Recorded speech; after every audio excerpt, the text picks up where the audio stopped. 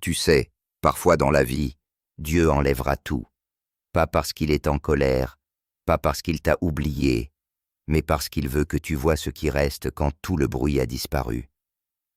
Elle ne l'a pas compris au début. Les personnes en qui elle avait confiance ont soudainement disparu. Ceux qu'elle avait aidés ont cessé de se manifester. Son cercle s'est rétréci jusqu'à ce qu'il ne reste plus de cercle du tout. Et elle a dit, « Seigneur, que se passe-t-il? Pourquoi suis-je en train de perdre tout le monde ?» Et Dieu a dit, « Parce que tu t'es appuyé sur les gens alors que je t'appelais à t'appuyer sur moi. » Opake.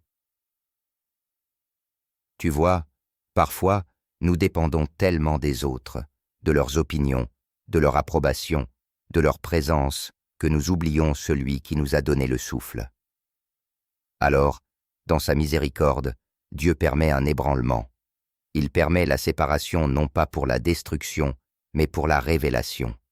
Elle traversait la vallée en se sentant oubliée, mais le ciel observait chaque pas. Parce que lorsque tout le monde s'en va, c'est là que Dieu intervient. Lorsque chaque voix se tait, c'est là que sa voix devient claire. La Bible dit, « Je ne te quitterai jamais et je ne t'abandonnerai jamais. » Ce n'est pas seulement une promesse sur papier, c'est une vérité qui vit dans le cœur de ceux qui sont brisés. Elle a découvert que lorsque tout le monde partait, Dieu restait. Lorsque tout le monde a cessé de croire, il voyait toujours un but en elle.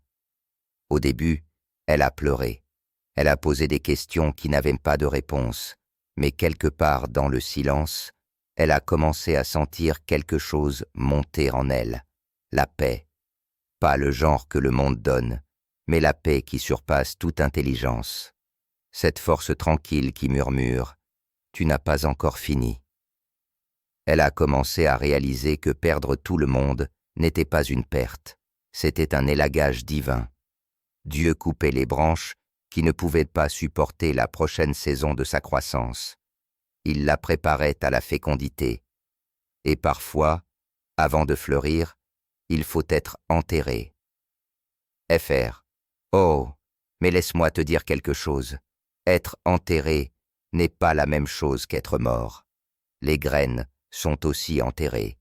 Et quand elle pensait que c'était fini, Dieu ne faisait que commencer. Dans les nuits solitaires, elle a commencé à parler à Dieu différemment, non pas par habitude, mais par faim.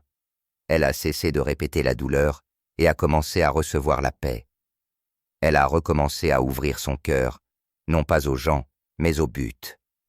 Et à ce moment-là, elle s'est rencontrée elle-même, la femme qu'elle était censée être. Elle a trouvé sa force, elle a trouvé sa foi, elle a trouvé sa valeur, elle a trouvé sa voix. Elle a réalisé que son identité n'était jamais dans ceux qu'elle avait perdus, elle était dans celui qui n'était jamais parti. C'est alors qu'elle a commencé à se relever, non pas parce que quelqu'un l'a soulevée, mais parce que l'esprit en elle a dit « Lève-toi, ma fille, j'ai placé quelque chose en toi que la perte ne peut pas enlever. » Tu vois, elle pensait qu'elle perdait des gens, mais en vérité, elle gagnait en perspective. Dieu a dû éloigner certaines personnes pour qu'elles puissent se souvenir de son appel. Il a dû fermer certaines portes pour qu'elles puissent voir celles qu'il ouvrait. Parfois, Dieu vous isolera pour révéler la puissance qui a été cachée en vous depuis toujours. Il enlèvera le bruit pour que vous puissiez enfin entendre la chanson qu'il chante sur votre vie. Et maintenant, elle n'a plus besoin de validation. Elle n'a pas besoin d'être choisie. Elle sait déjà qu'elle l'est. La même femme qui pleurait jusqu'à s'endormir se réveille maintenant avec la paix. La même femme qui mendiait de l'attention marche maintenant avec confiance. La même femme qui pensait avoir tout perdu sait maintenant qu'elle a gagné la chose la plus importante, elle-même. Parce que quand vous trouvez le reflet de Dieu. Vous trouvez un but. Fr. Vous trouvez la paix. Alors, si vous écoutez ceci en ce moment et que vous avez l'impression d'avoir perdu tout le monde, écoutez attentivement. Vous n'êtes pas puni.